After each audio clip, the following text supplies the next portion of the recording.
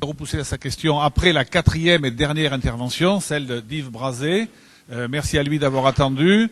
Il est le vice-président de l'association organisatrice de ce colloque, c'est-à-dire le vice-président de l'association Baclofen. Et en outre, je tiens à signaler que comme Sylvie, comme Yann, etc., c'est un entraidant. C'est-à-dire qu'effectivement, on ne peut pas le qualifier de soignant, parce qu'en France, pour être soignant, il faut sans doute avoir des diplômes de médecin, etc. Mais il a une énorme expérience d'entraidant et de baclonaute, puisque vous savez que ceux qui cherchent des informations sur Internet sur le baclofen par Internet sont appelés des baclonautes. Donc c'est un grand entraidant baclonaute qui va vous parler. Et après son intervention, il y aura encore du temps pour le débat. J'ai déjà noté une question ici, et puis il y en avait une tout à l'heure aussi sur une question précise.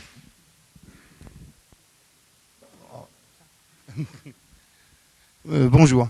Donc, comme vous l'avez vu sur le programme, là, je comptais découper mon intervention en deux parties. La première, pourquoi autant de difficultés avec le baclofen, et ensuite retour sur expérience des malades. Pour des raisons d'actualité, ce deuxième sujet, je ne vais pas le traiter. D'abord, nous n'en aurions pas le temps. Je vais juste vous présenter en quelques mots notre forum, qui se trouve derrière moi. Il a été créé il y a presque 2 ans par Sylvie Humbert et Mia Olsen, qui est aussi la secrétaire de l'association. Hein. Son objectif est écrit dans le bandeau, un espace d'entraide et de discussion sur l'emploi du baclofen dans le traitement de l'alcoolodépendance. Les anciens qui s'en sont sortis aident les nouveaux arrivants. C'est celui qui a essayé quelque chose, que le résultat soit positif ou négatif, il le partage avec les autres. Hein, c'est un des aspects de la médecine 2.0 où le malade devient l'acteur de sa maladie et participe à une nouvelle forme de connaissance. J'en profite à l'occasion pour saluer les presque 4000 inscrits sur notre forum, tous les bénévoles qui au quotidien accueillent, orientent les nouveaux, et une mention toute particulière à Mia Olsen, qui depuis le début a investi l'essentiel de son temps à trouver des médecins prescripteurs pour chaque arrivant, qui s'est vu refuser par son médecin pour avoir à ce jour plus de 600 prescripteurs dans son répertoire et qui a pu dépanner, je dirais, plus de 1500 inscrits et leur fournir ainsi un prescripteur et pouvoir se soigner. J'en ai fini pour cette intervention rapide sur l'association, sur le forum. Je vous préconise de vous y rendre, hein, pour ceux qui ne sont pas déjà inscrits. Il n'y a même pas besoin de s'inscrire, hein, c'est en libre utilisation. Donc, on rentre dans le vif du sujet. Pourquoi autant de difficultés avec ce traitement ? Donc nous allons voir l'origine de la découverte, la nature, les conséquences de cette découverte, les enjeux, conflits d'intérêts et les conclusions. Donc je ne suis pas médecin, je suis informaticien, donc je vais rien vous apprendre en termes de médecine concernant le baclofen. Hein. Les médecins sont là pour ça. Moi, mon intervention concerne plutôt tout ce qui tourne autour du traitement actuel en France de l'alcoolodépendance. Donc, pourquoi les difficultés du traitement ? Bon, d'abord, l'origine de la découverte. Alors, très rapidement, je ne vais pas refaire l'histoire. Hein. C'est le résultat. Ce n'est pas le résultat, justement, après de longues années de recherche d'un laboratoire pharmaceutique ou la découverte faite par un éminent professeur en alcoolologie. Non, c'est la découverte faite par un cardiologue, lui-même frappé par cette maladie, qui, après avoir essayé tous les traitements traditionnels possibles et imaginables, courait d'échec en échec. Il a matérialisé tout ça dans son livre Le Dernier Vers, titre que je trouve plutôt mal choisi d'ailleurs, puisque c'est pas nécessairement la finalité. Enfin bon, on n'est pas dans un colloque de littérature. Donc Olivier Hamzen, après avoir fait cette découverte, après on a fait des publications dans des revues médicales, ensuite publié son livre pour faire connaître sa découverte. Par contre, par rapport à ses pairs du milieu de la dictologie, ma foi, il a été reçu comme un chien dans un jeu de quilles. Ensuite, la nature de la découverte. La nature de la découverte, par elle-même, elle est révolutionnaire. C'est-à-dire que on peut, contrairement à toutes les idées reçues, on peut maintenant guérir le mot, on l'a un petit peu évoqué tout à l'heure. Le mot guérir, d'abord, c'est pas un terme médical pour commencer, et le mot est abusif dans ce sens où il n'y a jamais de guérison puisque le traitement est à vie. Idem pour le diabète, idem pour l'hypertension et tout. On a une maladie qui est enrayée, qui a complètement rétrogradé, mais le traitement est à vie, du moins pour l'instant. Donc la découverte, eh bien, elle brise en fait ce tabou, puisque on peut redevenir un consommateur et un homme normal. Qu'appelle-t-on une vie normale dans nos rapports à l'alcool? Alors, je ne vais pas inventer une définition, je vais vous en citer une qui était sûrement mûrement réfléchie par d'autres. Je vous lis. En effet, au contraire des drogues dures classiques, l'héroïne surtout, l'alcool est un produit psychoactif complexe dont l'usage convivial et récréatif est possible, largement répandu, inscrit dans le patrimoine culturel et social de la France. Oui, ne riez pas. Source d'un plaisir gustatif, d'une euphorie légère harmonisant les liens sociaux, d'un certain art de vivre, il peut être consommé longtemps et toujours, à dose modérée, sans induire ni toxicité ni bien sûr de dépendance. Il est l'un des éléments majeurs de la convivialité et de la fête. Bon, je n'ai pas trouvé ça dans un traité d'une secte consacrée à Bacchus. Ça, c'est la déclaration de la commission sociale de l'épiscopat à la conférence des évêques de France. Mais je suis d'accord avec la définition. L'année, je ne sais plus exactement, mais il faudrait que je vérifie. De toute façon, tout ce que je cite, c'est tout sourcé. L'Église devrait d'ailleurs aussi être d'accord avec une citation d'Olivier Hamzen. L'abstinence est une torture. Citation qui a été reprise sur le site de la Société suisse de médecine de l'addiction, et ce depuis janvier 2011, date à laquelle Olivier avait fait une conférence à Zurich. Donc c'est la révolution, c'est un médicament permettrait de traiter l'alcoolodépendance sans passer par le sevrage et l'abstinence à vie. Donc les sociétés savantes, puisqu'on a 2 sociétés savantes en France en matière d'addictologie, c'est celles qui font référence, c'est celles auxquelles les institutions de santé se font référence. C'est à ça que c'est une société savante. Donc à y réfléchir, elles commencent à se pencher un petit peu là-dessus. Donc elles s'y sont penchées un petit peu, par exemple, à l'occasion de la réunion de la SFA des 22 et 23 mars 2012. Il y en a quelques-uns qui seraient pour, mais les conservateurs sont légion. Je vais faire quelques citations là aussi. Si les bénéficiaires de l'abstinence apparaissent clairement dans le traitement de la dépendance à l'alcool, c'est tout d'abord à travers la pratique clinique du quotidien. Donc ça veut dire, oui, on a toujours fait comme ça, donc on continue. Ce n'est pas par hasard si cette position défendue par nos aînés remporte encore un soutien massif. Donc tout va bien, ne changeons rien.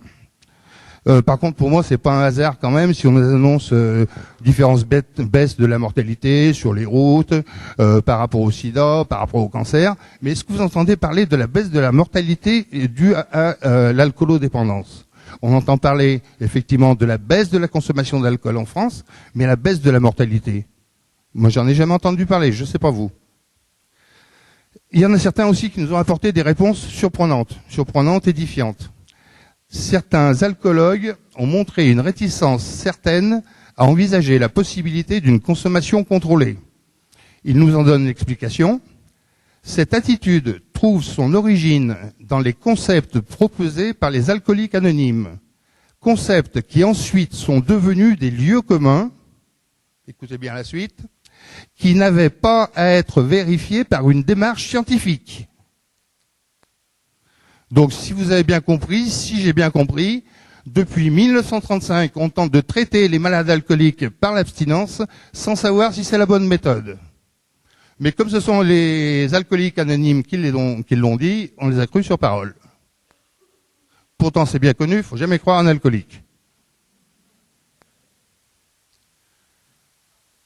Bon, dans tous les cas, et pour résumer, la position des alcoologues français est quand même bien braquée sur leur certitude, sur le sevrage et l'abstinence, plutôt que de respecter la qualité de vie du malade et faire ce qu'on arrive à faire avec le baclofène. Bon, je vais un peu vite, mais c'est pour rattraper un peu avant. Les conséquences de cette découverte. Bon, les conséquences de la découverte, de toute façon, elles sont très claires. Hein. Sur le plan financier, d'abord, l'alcoolodépendance, dans son schéma actuel, elle coûte 20 milliards d'euros, qui sortent chaque année des caisses de la sécurité sociale, hein, c'est-à-dire de vos poches, de nos poches, pour financer les traitements traditionnels. Donc, depuis les alcoologues jusqu'aux centres de cure, qui, au passage, sont souvent de belles propriétés, voire des châteaux. Donc les conséquences, si on remonte quelques années en arrière, avec la découverte du BCG et des antibiotiques, une grande partie de la filière du traitement de la tuberculose, depuis les physiologues jusqu'au sanatorium, a disparu et s'est complètement reconverti. Avec le baclofène et la manière dont on l'utilise, on viendra après sur le nouvel essai là qui se présente. Bien ma foi, il en sera de même, c'est-à-dire que depuis les alcoologues jusqu'au centre de cure, toute cette filière va totalement disparaître et sera reconvertie dans autre chose. Vous doutez bien que le bouleversement sera énorme et que les premiers concernés sont évidemment les premiers anti-baclofène. À ce propos, j'ai une amie à Lyon qui a opté, parce qu'elle s'est laissée séduire ou enfin, je sais pas comment on peut appeler ça, donc en première intention par un sevrage donc de 5 semaines. Donc ça se passait, ça se passe encore, elle sort mardi là, à l'Étra, à côté de Lyon, donc cure de 5 semaines. Comme je l'avais déjà un peu débriefé par rapport au baclofène, qu'elle me connaît assez bien et tout, elle a quand même préféré ça. Et par contre, elle a posé la question du baclofène à la première réunion qu'ils ont tenue. Je vous cite la réponse. Ça ne marche pas, c'est l'expérience d'un seul homme et il a rechuté. Sans commentaire. Ça nous amène directement à la suite, à savoir les conflits d'intérêts. Alors, il faut savoir qu'en France, les conflits d'intérêts, lorsque la déclaration d'intérêt est faite, ne constituent pas un délit. Hein ? En France, on fait confiance, a priori, à l'intégrité de l'individu, même quand il est jugé partie. Bon, j'ai un petit florilège de propos relevés dans la presse. Je vais vous en lire quelques-uns, mais très très rapidement. Donc, principalement des anti-baclofènes, avec tout ce qu'ils ont pu écrire dans la presse. Il y aurait de quoi éditer un livre. Donc, sur le site de l'INSERM, à la question « Où en est la recherche sur le baclofène ?» La réponse est « Des études récentes montrent des résultats contrastés et une toxicité importante à forte dose. » Bon, c'est écrit, il a pris ses responsabilités. Mais c'est en totale contradiction avec le rapport de pharmacovigilance qui n'a répertorié aucun décès en 40 ans, ni même encore d'ingestion massive lors de tentatives de suicide. Dans le Figaro Santé, mars 2012, existe-t-il des traitements de l'addiction? Il commence par un laboratoire danois a développé un nouveau médicament, l'efficacité et la sécurité d'emploi de ce médicament sont bien démontrées. Il devrait être commercialisé en France courant 2013 sous le nom de Selincro. Voilà. Bon, il s'agit ici du laboratoire du nalmefène du laboratoire Lundbeck, sauf qu'il oublie de préciser que ce médicament ne traite pas le fond, l'alcoolodépendance sur le fond, mais que c'est simplement un médicament qui permet de boire un petit peu moins, l'alcoolodépendant restant un alcoolodépendant qui divise sa consommation, dans le meilleur des cas, par 2. Ensuite, il termine sur le baclofen dans les médicaments qui existent. Donc l'efficacité et la sécurité d'emploi n'ont pour l'instant pas fait l'objet d'études rigoureuses à ces doses, ce qui a poussé l'AFSAT à publier en juin 2011 une mise en garde sur l'utilisation hors AMM du baclofen dans le traitement de l'alcoolodépendance. Donc comme beaucoup d'antibaclofènes, il se réfugie derrière les recommandations de l'AFSAT, alors que l'AFSAT a pris conseil chez eux pour justement établir ces recommandations. Vous avez tout compris. D'ailleurs, le professeur Granger, que j'aurais voulu saluer à ce sujet-là devant tout le monde, avait écrit à l'AFSAT l'avis de l'AFSAT de juin 2011, qui est une mise en garde dissuasive, a été élaboré après une réunion d'experts de février 2011. Certains de ces experts avaient des conflits d'intérêts majeurs, raison pour laquelle il faut la considérer comme entachée de parti pris. Un mois plus tard, l'AFSAT, ANSM maintenant, retirait cette mise en garde et convenait, avec prudence certes, mais convenait de l'efficacité du baclofen dans le traitement de l'alcoolodépendance. Bon, la guerre n'était pas gagnée, mais c'est un grand pas en avant.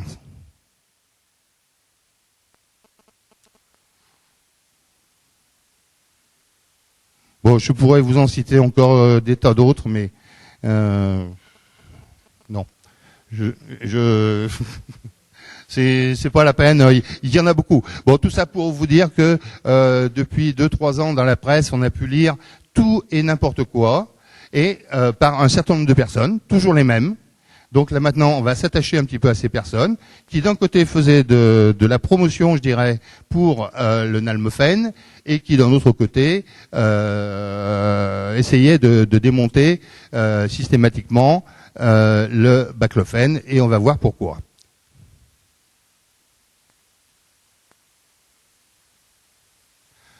Je vous présente ici la structure des deux sociétés savantes en addictologie, donc la SFA, la Société Française d'Alcoolologie, et la FFA, la Fédération Française d'Alcoolologie. Ils sont beaucoup plus nombreux que ça, mais je n'ai représenté que 6 personnes. Pourquoi 6 personnes? Parce que ce sont sans doute des noms que vous connaissez, puisque ce sont les personnes les plus médiatisées. C'est celles qu'on retrouve un petit peu dans tous vos journaux et tout ça. J'ai cherché sur Internet, je suis informaticien, je suis pas médecin ni quoi que ce soit, donc j'ai essayé de comprendre un petit peu comment tout ceci s'imbriquait.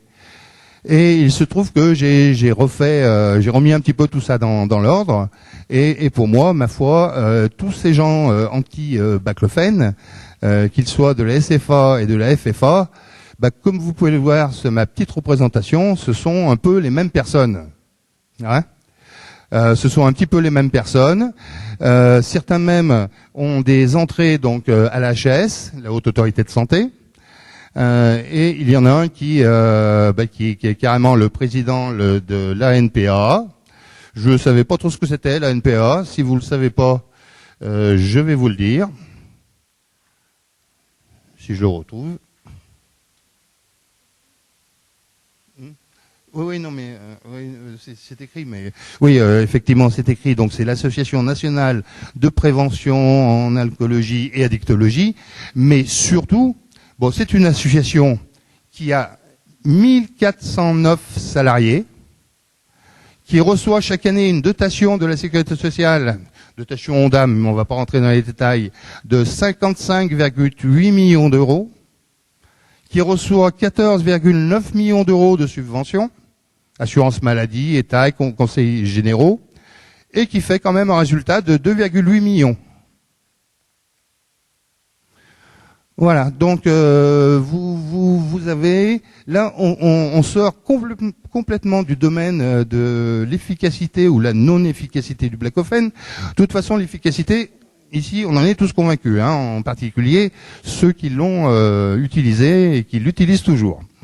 Donc là, on rentre vraiment dans quelque chose qui, même au-delà des conflits d'intérêts, parce que parmi ceux que je vous ai cités tout à l'heure, bon, effectivement, ils avaient des conflits d'intérêts au plus haut niveau avec le laboratoire LOMDEC, hein, puisqu'il y en a un qui était coordinateur général des essais concernant le nalmefène, deux autres étaient investigateurs principaux et un était investigateur tout court. Hein. Donc, je dirais, concerné jusqu'au cou par le nalmefène. Mais indépendamment de ça,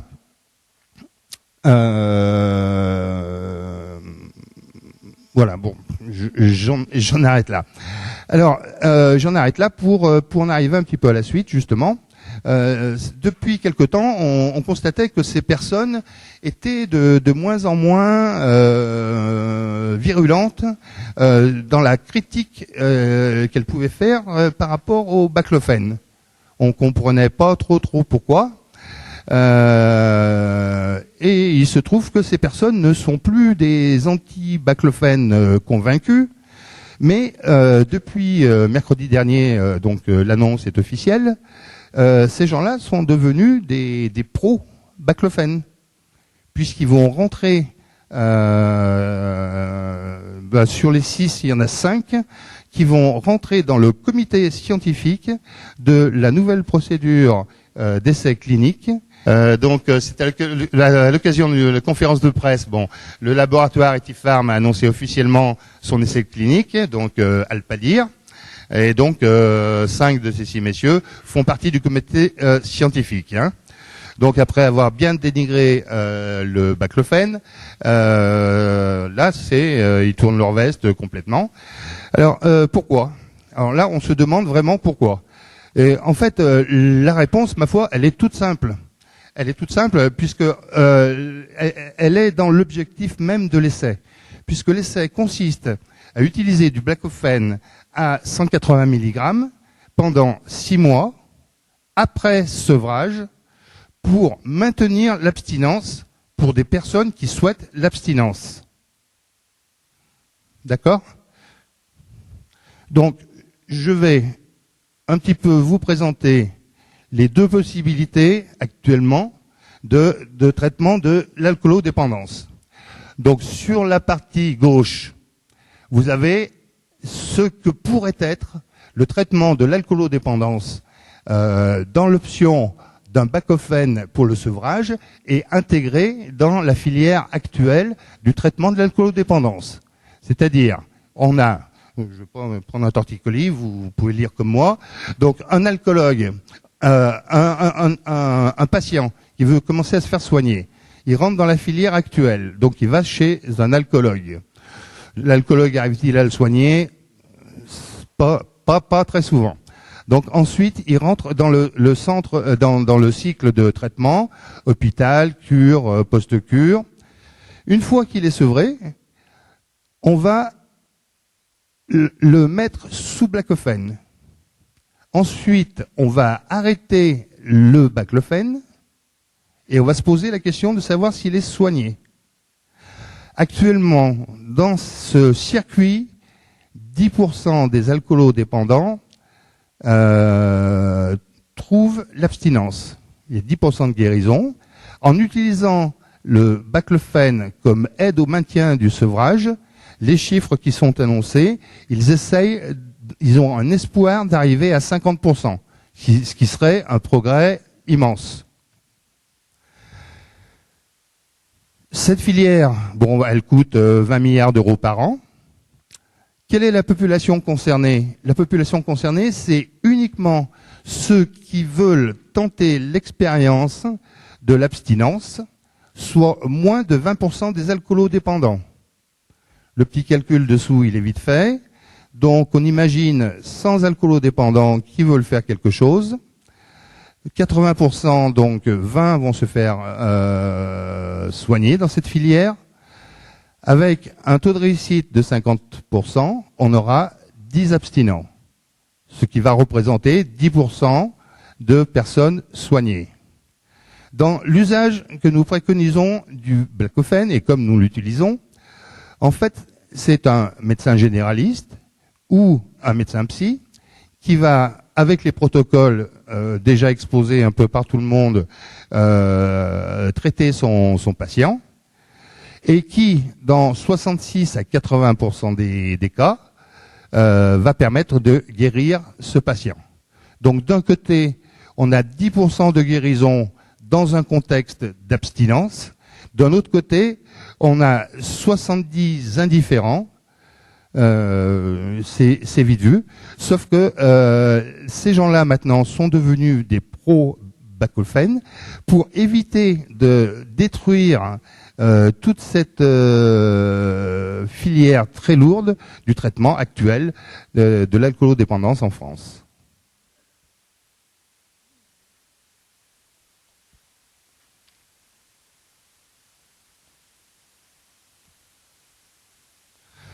La conclusion par rapport à ça, c'est que ce système d'AMM est à revoir en profondeur, car nous sommes 100% dépendants du bon vouloir des intérêts financiers des laboratoires pharmaceutiques. Quelqu'un posait la question en fin de matinée, là j'ai fait y répondre. Nous avons écrit aux deux fabricants de baclofen, Sanofi et Novartis. Ils n'ont absolument pas l'intention d'investir le moindre centime dans la recherche et dans le développement du baclofen pour une prescription d'alcoolodépendance. Donc une solution existe. Une solution existe, elle est assez récente, elle date du début de l'année, c'est la RTU. La RTU, c'est une recommandation temporaire d'utilisation qui est élaborée par l'ANSM afin de donner un statut officiel mais temporaire à un médicament qui n'a pas son AMM. Donc là, je cite, une RTU est élaborée par l'ANSM lorsque les deux conditions suivantes sont remplies.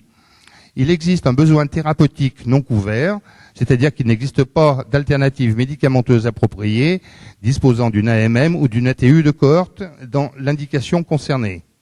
Bon, ça, on le sait. Et le rapport bénéfice-risque du médicament est présumé favorable à partir de données scientifiques disponibles d'efficacité et de sécurité. Bon, nous sommes des milliers déjà à pouvoir en témoigner. Qui élabore une RTU? Je cite, l'ANSM est en charge d'élaborer des RTU lorsqu'elle le juge nécessaire en termes de santé publique. Avec 45 000 morts par an, la question ne se pose même pas. Donc en fait, les labos n'ont aucune obligation, si ce n'est celle d'informer l'ANSM de l'augmentation de la consommation, chose qui a été faite puisque il y a même eu des ruptures de stock dans le courant de l'année sur le baclofen. Hein. Donc l'association a saisi toutes ces autorités de santé par lettre recommandée il y a de ça à peu près 4 semaines. Donc nous avons eu 4 réponses. Le professeur Michel Lejoyeux qui transmet notre demande au conseil d'administration de la SFA. La haute autorité de santé qui ne se mouille pas en disant que de toute façon l'ANSM est déjà au courant et qu'il y a des essais en cours. Et les 2 laboratoires pharmaceutiques, un parce qu'il n'a pas l'intention, un parce que ce n'est pas lui qui a l'AMM, donc c'est Sanofi qui travaille et qui vend son générique. Et quant à celui qui a le médicament de base, il veut rien faire vu que ce médicament a été génériqué et que ses travaux a priori ne lui rapporteraient pas grand-chose. Voilà, donc j'ai fait mon exposé le plus rapidement possible pour laisser un peu de temps pour les questions-réponses.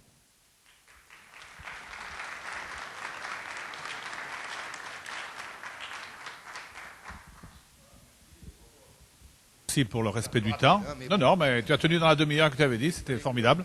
Et il reste donc plus de temps, puisque Sylvie ne fixe pas d'heure butoir, j'avais dit une date quand même, d'heure butoir pour l'Assemblée Générale, mais disons qu'on a 35 minutes. Hein. Si on commence l'Assemblée Générale à 3h30, c'est bien. Ah, oui, à 3h30. Donc on a 35 minutes. Je pense qu'on aura le temps d'épuiser, surtout à cette heure-ci quand même, où c'est plus calme que le matin. Donc je pense qu'on aura le temps d'épuiser les questions.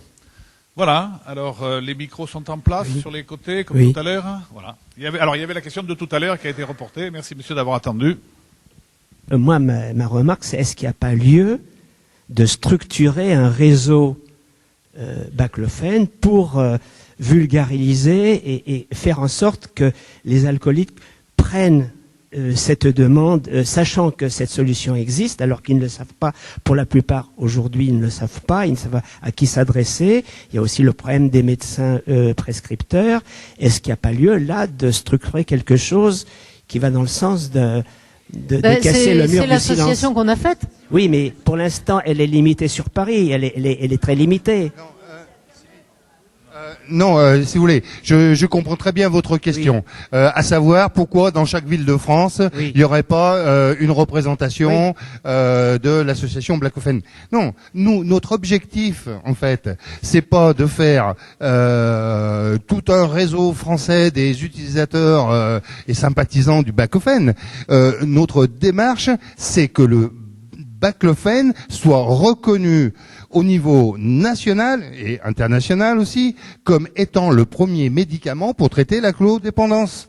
Voilà, on va pas faire un club de, enfin si, quoique il y a bien des associations de diabétiques, des choses comme ça, mais on va pas faire des clubs de quartier si vous voulez par rapport à ça.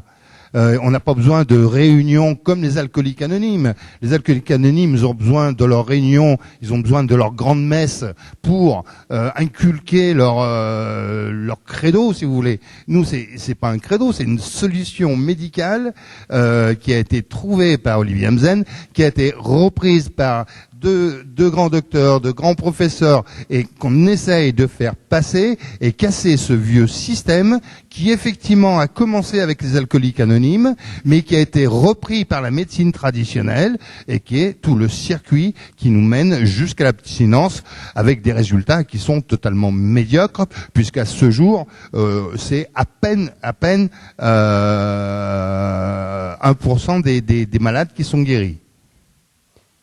Bon. Parisienne de l'association, je voulais te démentir. L'association Baclofen est une association totalement nationale, il n'y a aucun problème. Alors comme effectivement il y avait déjà un médecin suisse qui nous avait gentiment taquiné sur le fait que le plateau, la tribune était parisienne, non, les trois médecins effectivement exercent tous les trois sur Paris, mais Yves Brazé, vous avez pu le reconnaître à son accent, est de Saint-Étienne, moi je suis d'Avignon et Sylvie de Toulouse. Donc la France entière est représentée, il n'y a pas que des Parisiens, à part, c'est trouvé que les trois médecins sont parisiens, mais l'association couvre la France entière. Par contre, effectivement, ça fait mal au cœur de voir que les associations d'anciens alcooliques, parce que ça fait quand même 8 ans que c'est sur la place, je veux dire, c'est vrai que ça interroge quand même. Depuis, on peut pas dire qu'ils ne soient pas informés d'ailleurs. On les démarche, ça entend, hein, Mme Sokolov, tout ça, on les a contactés, on les invite, ils viennent une fois sur 4. Mme Sokolov est venue à un forum sur 4, quoi. Ça fait mal au cœur. Moi, je vous dis que ça me fait mal au cœur, mais depuis 8 ans, on ne peut pas dire qu'ils ne soient pas informés. Hein. Bon, alors maintenant, ma question plus personnelle, c'est donc, j'ai un fils qui est donc, j'ai expliqué ce qu'il était ce matin, et donc il fait partie, d'après ce que le docteur de Beaurepaire expliquait, des alcooliques secondaires, c'est-à-dire qu'il utilise, je dirais, pour une partie, l'alcool comme un médicament qui lui permet de lutter contre ses angoisses au moment où il est angoissé. Il y a quand même une partie de plaisir comme pour tous les utilisateurs d'alcool, dont une grande partie existent dans cette salle aussi. Ma question c'est, compte tenu qu'il a pris conscience qu'il a une dépendance psychologique pour laquelle il s'appuie, il a même décidé de renforcer le nombre de consultations qu'il demande à sa psychologue. Est-ce que, compte tenu de l'effet de mémoire du plaisir dont vous parliez, pour les alcooliques, je dirais primaires, est-ce que ça vaut aussi dans son cas? Donc, est-ce que nous, proches, sa mère et son père, doivent s'attendre à un processus qui sera long, dans lequel il faudra essayer de l'aider, de l'étayer dans sa détermination?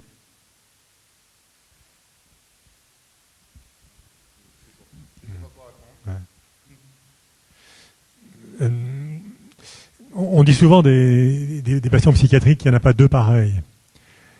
D'ailleurs, les alcooliques aussi, probablement. Donc c'est un petit peu difficile de répondre à votre question, parce que c'est une question personnelle sur un cas.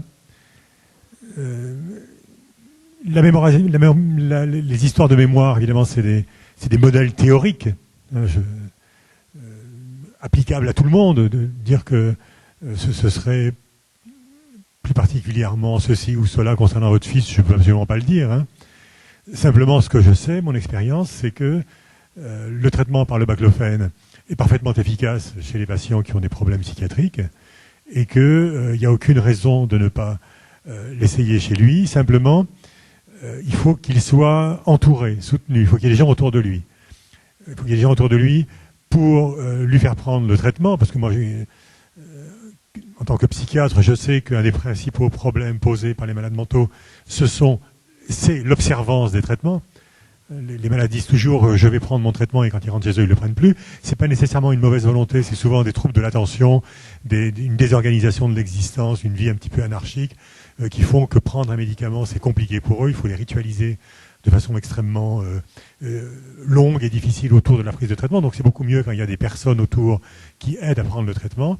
Mais ceci mis à part, il n'y a aucune raison que votre fils ne puisse pas bénéficier du baclofène et ne guérisse pas, entre guillemets, comme toute autre personne sous baclofène. Si ça répond à votre question. Attendez, avant peut-être d'insister, il y avait 2 questions de l'autre côté qui attendaient depuis un petit moment. Le docteur en bas, et puis une en haut. Ah ben, pardon, tu lui fais passer le micro ?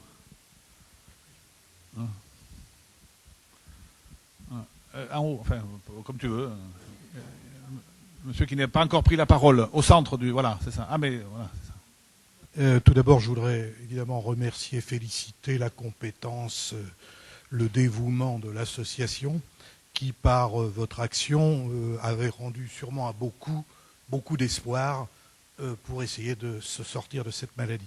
En ce qui nous concerne, il s'agit de notre fille et c'est une question un peu personnelle que je veux poser à monsieur le vice-président, puisqu'il a cité tout à l'heure le centre de l'ETRA, que je connais bien, puisque ma fille a fait un certain séjour, et surtout, plus généralement, la difficulté est de trouver un médecin prescripteur du médicament dans la région, et particulièrement donc dans la région lyonnaise. Et comme monsieur le vice-président a une connaissance et une amie dans cette région, puisque c'est cette personne qui a essayé de proposer le baclofène à l'ETRA, et évidemment, ils l'ont refusé avec la triste réponse que vous avez eue, ce qui ne me surprend pas. Je voulais lui demander s'il était possible, par l'intermédiaire et hors antenne, si je puis dire, d'avoir peut-être les coordonnées de cette personne, si elle connaît des médecins prescripteurs dans le nord lyonnais, ceci pour essayer de soigner plus efficacement ma fille. Tout à fait. Le forum, notre forum, comme je l'ai expliqué très rapidement tout à l'heure, c'est un forum d'entraide et d'assistance. J'ai expliqué aussi que Mia Olsen consacre une énergie énorme à collationner des coordonnées de médecins prescripteurs. Et entre autres, sur le forum, lorsque un inscrit n'arrive pas à trouver un médecin prescripteur par lui-même, on lui trouve un médecin prescripteur dans sa région. Tout à fait. Donc il est possible de s'adresser... La procédure normale sur le forum, s'inscrire, se présenter, exposer son problème, et les gens vous répondront directement. Je voudrais ajouter aussi, donc à titre personnel, parce que ma fille était alcoolodépendante depuis 7 ans, et il m'a fallu, évidemment, je suis passé partout, l'hôpital psychiatrique, enfin j'ai tout fait, 7 cures, 8 cures, je ne sais plus. Et c'est en découvrant par la presse, évidemment, votre association, que j'ai fini par persuader la psychiatre qui la suivait d'essayer vraiment en dernier ressort cette solution-là, et ça fait 2 mois qu'elle prend donc ce médicament-là, et incontestablement, il y a un progrès, mais énorme. Bon. Normal, en 2 mois, c'est normalement, elle peut, avec une bonne prescription, elle est pratiquement guérie, quoi. Hein. Ouais. Par contre, il a fallu évidemment que j'aille avec elle, il n'y a pas très longtemps, il y a 3 mois peut-être maintenant, voir sa psychiatre pour lui dire, écoutez, on n'en peut plus, ça fait 7 ans que ça dure, la famille éclate complètement, je ne sais pas ce que vont devenir les petites filles. Et je dis, écoutez, il y a un médicament, on en parle, est-ce que vous pouvez me donner un médecin? Alors, finalement, là, je suis tombé, ça avait changé de psychiatre, c'était dans un centre de psychothérapeutie, et donc là, elle m'a fini par donner le nom d'un médecin à Villefranche, où elle est allée, et depuis 2 mois, les choses se sont considérablement améliorées, et avec ce que j'ai entendu aujourd'hui, évidemment, je ne peux que l'inciter à poursuivre sur cette voie-là pour essayer de s'en sortir.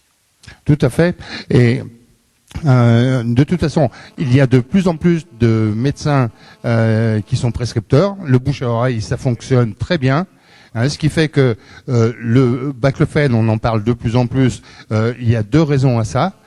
C'est la presse qui nous soutient et qui nous aide à faire connaître cette démarche, et c'est aussi et surtout tous les médecins qui ont compris que ça fonctionnait et qui de manière très courageuse, parce que des fois avec les menaces même pas déguisées de la NSM, ont pris leurs responsabilités et ont commencé à prescrire. Ça passe aussi par les pharmaciens. Parce que je veux juste donner un exemple, parce que le village où habite ma fille, donc elle prend évidemment ce médicament baclofène auprès de son pharmacien, bien sûr, et la responsable de la pharmacie, qui l'a vu pour le renouvellement probablement de son médicament, lui a fait part que, parce qu'ils connaissent évidemment son état, et ils ont vu qu'il y avait une amélioration très importante de son comportement, et ils lui ont demandé donc des renseignements, et ils ont trouvé qu'effectivement ce médicament-là apportait. Et donc ça peut servir de relais en appui. Non, juste un mot au sujet des pharmaciens quand même. Les pharmaciens sont en droit de refuser de délivrer du baclofène s'il n'y a pas écrit non, je sais plus... Non, pas non suscitable. Il y a une formule que j'utilise jamais. Hors AMM. Ils sont en droit de refuser de donner du baclofène s'il n'y a pas écrit hors AMM. Et c'est une question de remboursement. Or, la plupart des pharmaciens le délivrent quand même, et c'est un risque qu'ils prennent, et c'est du courage de leur part. Et beaucoup de pharmaciens sont très favorables au baclofène, et en fait sont des alliés. Pour nous, on peut dire de façon générale, parce qu'ils ont compris l'intérêt du baclofène, et il faut leur rendre ça. De Nouvelle-Calédonie, c'est en France, je vous rappelle, qui ont été licenciés en décembre et qui sont à la rue, faute grave, mise à pied, rien, pour avoir distribué du baclofène sans demander à leur patron, parce qu'elles étaient diplômées pharmaciennes, mais elles avaient un employeur, et l'employeur qui voulait se débarrasser d'elles a essayé ce prétexte. Il sera sûrement perdu dans 5 ans avec les appels, il va perdre, mais en attendant, elles sont à la porte. Et ça a fait son effet syndical, vous imaginez bien, sur toute l'île. Voilà. Donc il y avait 2 paroles. Oui, juste une toute petite précision par rapport à vos chiffres, docteur de Beaurepaire, tout à l'heure. À la fin, vous avez reparlé des 10 patients qui étaient guéris, et vous avez dit donc sans baclofène, qui ont donc arrêté le baclofène, et vous avez dit sans alcool. C'est 0 alcool ou c'est sans alcool massif? C'était des catégories. Donc c'est la catégorie de personnes qui boivent moins pour les hommes de 4 verres par jour, pour les femmes de 2 verres par jour.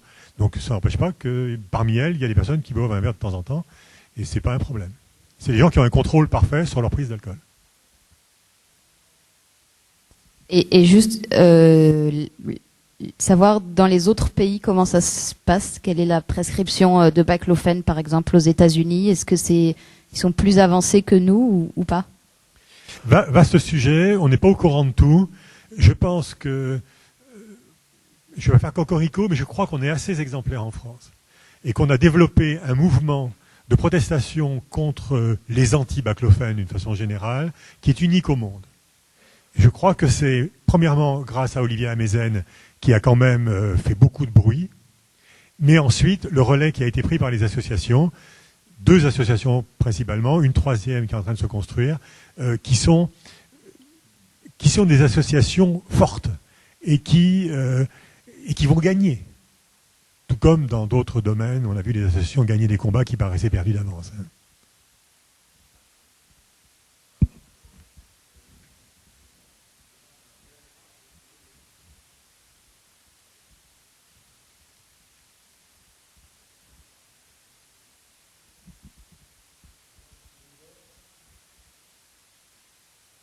Déjà pour les pharmaciens, bon, pour ce qui est des prescripteurs de baclofène, ce sont des gens qui ont déjà généralement une longue expérience en addictologie, donc ils ont souvent leur pharmacien de référence. Et je pense, au moins en province, hein, je ne sais pas à Paris, mais dans les grandes villes, mais non, en province, on a nos pharmaciens de référence, et en bas de l'ordonnance, on met telle pharmacie, et c'est des pharmaciens avec lesquels on a l'habitude de travailler, donc ça pose pas de problème. Je voulais surtout bondir sur le débat avorté d'il y a 5 minutes concernant l'idée de réseau par rapport au baclofène. Claire, monsieur Bragé, qu'on ne va pas créer d'exapa à baclofène, ça n'aurait aucun sens. Par contre, je pense que, comme le disait la dame tout à l'heure, si on veut que les choses avancent en termes de RTU et surtout d'AMM concernant le baclofène, on ne pourra pas se dispenser d'un réseau national, tant d'associations de patients avec les différentes associations existantes, que des praticiens prescripteurs de baclofène, notamment en province.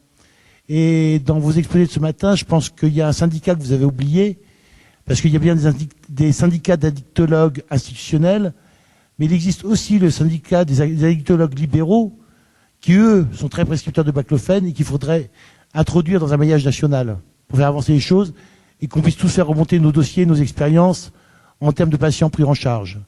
Tant pour l'alcool, bien sûr, que pour les autres produits qu'on a. Voilà, c'était un peu la remarque que je voulais faire par rapport à ça.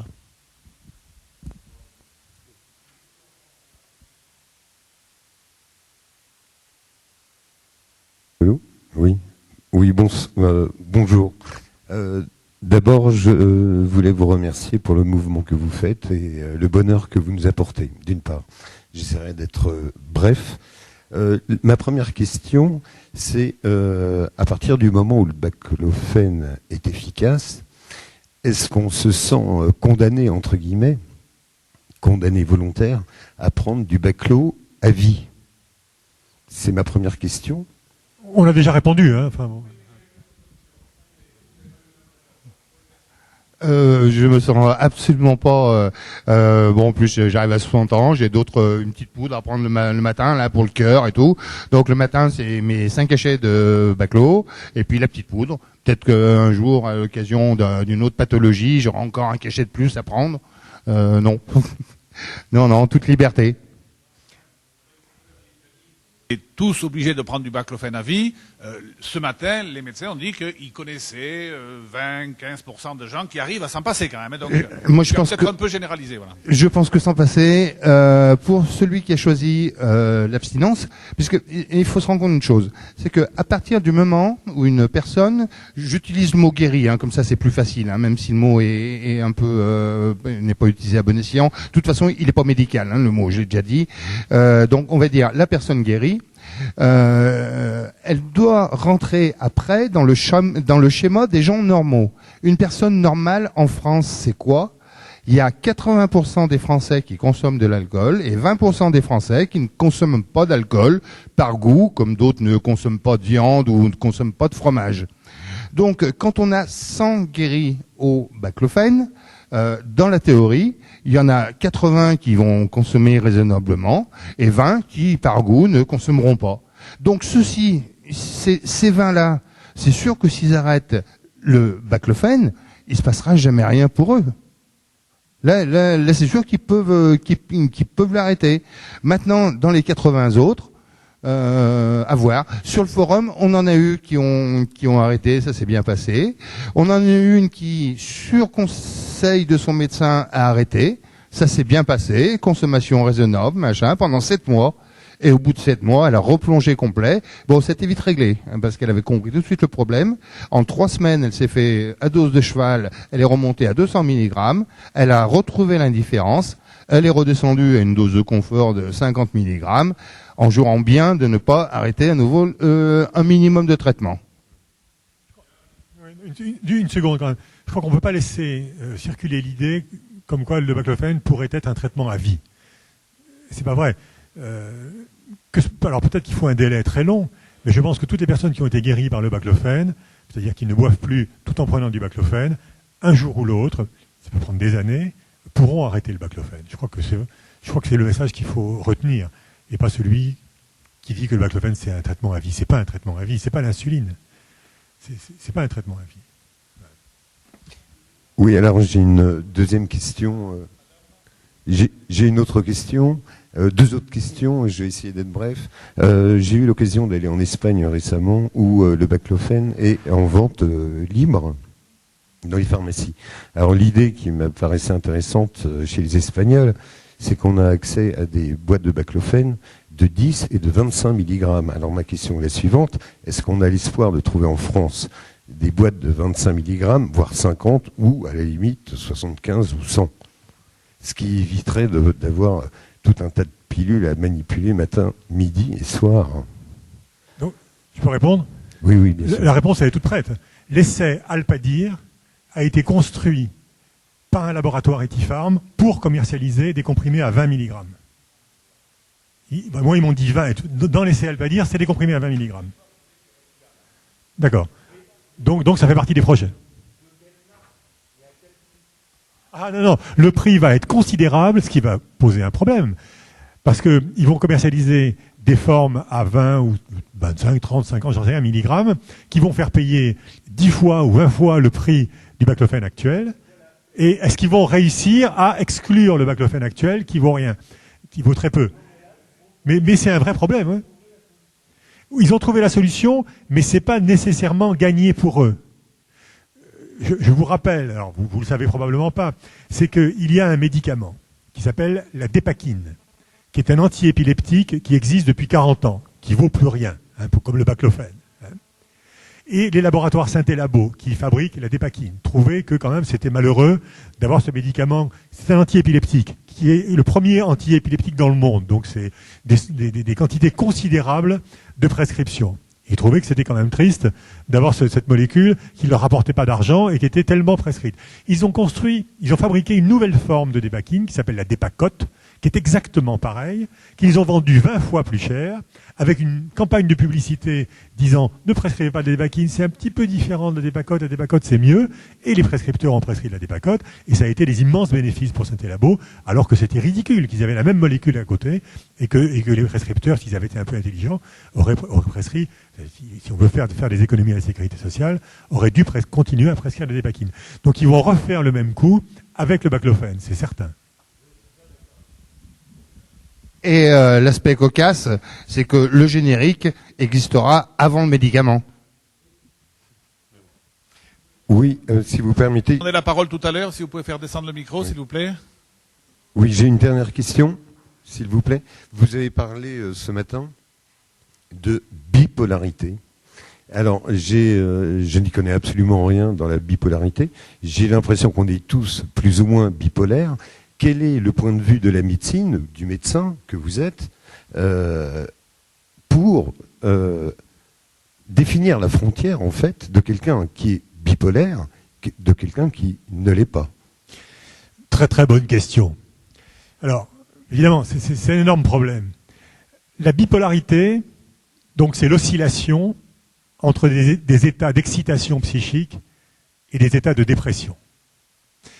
La bipolarité a une histoire classique, c'était la psychose maniaco-dépressive, ou folie à double forme, qui avait été décrite dès le XIXe siècle par des psychiatres français et ensuite par un psychiatre allemand qui s'appelait Kraepelin, qui avait fait les premières grandes classifications des maladies mentales. Pour définir un trouble bipolaire de type maniaco-dépressif, et on dit aujourd'hui un trouble bipolaire de type 1, parce que maintenant il y a des types 2, 3, 4, 5, 6, 7, etc., de type 1, il faut avoir fait un état maniaque. Un état maniaque, si vous en avez vu un dans votre vie, vous vous en souviendrez toute votre vie, c'est quelqu'un qui dort plus, qui est complètement excité, qui crie, qui chante, qui fait 250 trucs à la fois et qui va directement à l'hôpital psychiatrique. Parce que c'est absolument ingérable. Donc des vrais bipolaires, au sens classique du terme de la psychose maniaco-dépressive, ça concerne les personnes qui ont fait un état maniaque et ça concerne 1% de la population. Ensuite, ceci posé, des psychiatres ont dit qu'il y avait des gens qui faisaient des états d'excitation qui ressemblaient à des états maniaques, mais en moins fort. On a appelé ça des hypomanies. Et on a fait une nouvelle catégorie de bipolarité qui s'appelle les bipolaires de type 2, qui sont des personnes qui n'ont pas d'état maniaque au sens classique du terme, mais qui sont un peu excitées quand même, et par moments un peu déprimées. Et ce sont les bipolaires de type 2, 1% de la population. Et ensuite, on a dit, oui, mais il y a des gens qui font des états d'excitation sans vraiment de dépression, et qui sont quand même un petit peu bizarres, et qui sont très embêtants dans l'existence, qui sont des harceleurs, des emmerdeurs, des gens qui sont excités en permanence, qui nous cassent les pieds. On va les mettre dans les bipolaires. Ça fait une nouvelle forme de bipolarité, 5% de la population. Et ensuite, on a dit, et il y a des gens qui tolèrent mal les médicaments, quand ils prennent un antidépresseur, tout d'un coup, ils font des espèces de bouffées délirantes. Nouveau type de bipolarité, secondaire à la prise de drogue ou de médicaments, 5% de la population. Et on arrive comme ça au spectre de la bipolarité, alors qu'à l'origine, c'était 1% de la population. Maintenant, il y a à peu près 1 personne sur 4 qui est bipolaire, parce que d'une façon ou d'une autre, elle a des moments d'excitation et de dépression, et ce qui fait dire, effectivement, nous sommes tous des bipolaires. Simplement, c'est facile. Quand on a un patient qui présente des moments d'excitation et qu'on ne sait pas très bien quoi poser comme diagnostic, on lui dit « Oh, vous êtes bipolaire ». Mais ça ne veut absolument rien dire. Il y a une seule vraie bipolarité, c'est la bipolarité de type 1. Le reste, c'est du baratin. Voilà. Et le micro.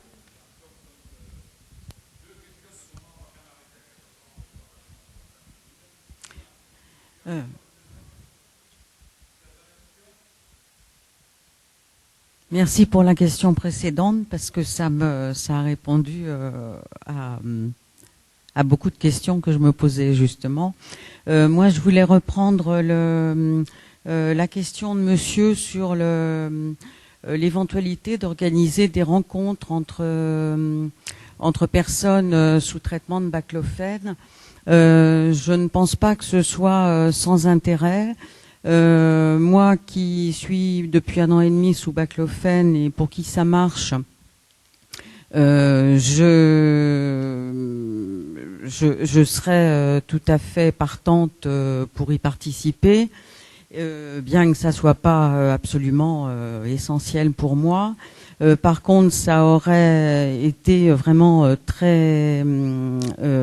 ça m'aurait vraiment soutenu lors des premiers mois de mon traitement. Sans avoir bien sûr les grands-messes des alcooliques anonymes auxquelles j'ai participé de loin en loin pendant 5 ans, donc je pense pas à des réunions de quartier. Mais j'aurais eu besoin, notamment les premiers mois, de pouvoir être en contact direct avec des patients sous traitement. J'ai eu notamment beaucoup de problèmes avec ma famille, avec mes proches, qui souhaitaient bien sûr me voir arrêter de boire, mais qui étaient tellement imprégnés des principes de la médecine classique et tellement imprégné aussi des principes AA que j'avais moi au début de mes fréquentations à essayer de leur inculquer, et donc j'avais bien réussi, je dois dire. Ma fille avait fréquenté les Al-Anon, c'est-à-dire les réunions pour les proches des alcooliques anonymes, où tout part du principe premier d'arrêter l'alcool complètement et à vie. Et donc, quand on m'a vu prendre du baclofène, j'ai eu une opposition qui a été très douloureuse pour moi et très difficile à vivre, surtout parallèlement au vécu des effets secondaires qui étaient très importants au départ, notamment d'insomnie et d'endormissement dans la journée. Donc, parallèlement à ça, il fallait que je sois solide par rapport à mes proches, qui faisaient tout ce qu'il fallait pas faire, qui me soutenaient pas du tout. Donc voilà, je voulais rebondir sur cette idée, parce que c'est vrai que les proches, même quand ils veulent bien faire, quelquefois peuvent faire beaucoup de mal. Voilà.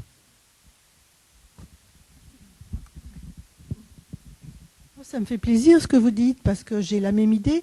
Je commence à proposer aux patients que je suis de venir en groupe pour renouveler leur ordonnance et parler de comment se passe pour eux le traitement. Donc ceux qui viennent sont très contents, Et puis, mais j'ai un peu de mal à recruter suffisamment parce que la plupart des personnes veulent leur entretien individuel. Mais je pense comme vous que c'est un très très bon outil d'accompagnement. Donc je les reçois et puis on parle et puis à la fin de la consultation, je fais l'ordonnance pour chacun en fonction de ce qui a été dit. Mais je pense que nous pourrions aussi faire quelque chose comme ça avec des patients qui ne seraient pas chez moi, mais qui viendraient parler avec d'autres patients sans qu'on fasse une ordonnance à la fin. Moi, je suis prête sur Paris à organiser quelque chose comme ça, puisque j'ai une grosse expérience d'animatrice de groupe, et ça m'est facile d'organiser ce genre de choses. Oui, je pense que ça serait vraiment très intéressant. Je pense notamment je parlais des alcooliques anonymes. On fera jamais entrer le baclofène chez eux parce que ça remet en cause toute leur structure et puis vraiment la base qui part de l'abstinence. Enfin, c'est quasiment sectaire. Et donc pour les alcooliques anonymes qui voudraient se mettre au baclofène et qui sont depuis 10 ou 20 ans qui vont en réunion, qui parlent de l'alcool, etc., se retrouver d'un seul coup sans plus de malades alcooliques avec qui échanger, ça serait vraiment très difficile. Moi, j'ai pris l'option barbecue avec ceux qui étaient à 30 km à la ronde et puis une petite après-midi à discuter. Ah bah oui, par exemple, ça c'est très sympa. Non, moi je veux dire qu'effectivement c'est une très bonne idée. Sur le forum, il y a quelqu'un qui a pensé. Le seul problème, c'est la difficulté de mettre en place. Parce qu'il faut trouver des lieux de réunion et trouver des gens pour animer. Mais c'est sûr que pour le principe, si on en a un jour les moyens, on le fera, parce que c'est effectivement un très bon complément. Internet, ça ne suffit pas. Voilà. D'accord, oui. Eh bien, écoutez, on va en arrêter là. Donc, je vais commencer par...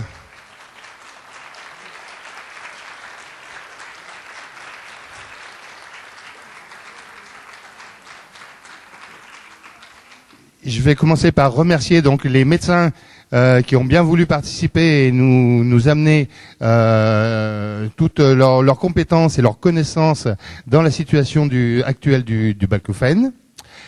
Les journalistes qui nous apportent toujours leur support et qui font que grâce à eux le mouvement en cours continue de se développer, puisque c'est un moyen de pression important par rapport au pouvoir public qui pour l'instant font un peu la sourde oreille. Et puis vous tous qui vous êtes déplacés jusque-là, au risque de vous perdre d'ailleurs pour certains, voilà. Et sans oublier Pierre qui a animé ce colloque. Merci à tous et bon retour.